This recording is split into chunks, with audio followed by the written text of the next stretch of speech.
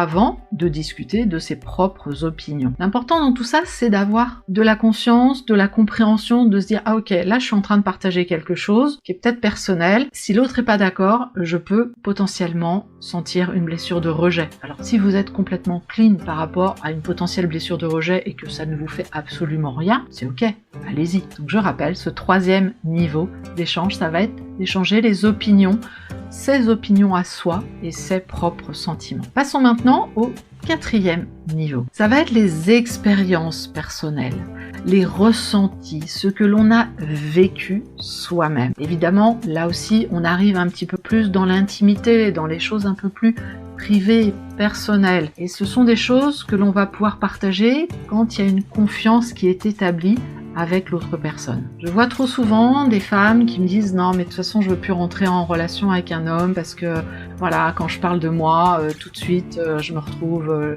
je me sens rejetée, etc. » Et quand je commence à creuser sur les niveaux relationnels, c'est quelque chose qui était totalement inconnu et elle est arrivée bille en tête, si j'ose dire, de partager quelque chose de très personnel. Eh ben oui, mais on fait pas ça pour rencontrer quelqu'un parce que automatiquement la personne elle va se fermer en face pour plusieurs raisons.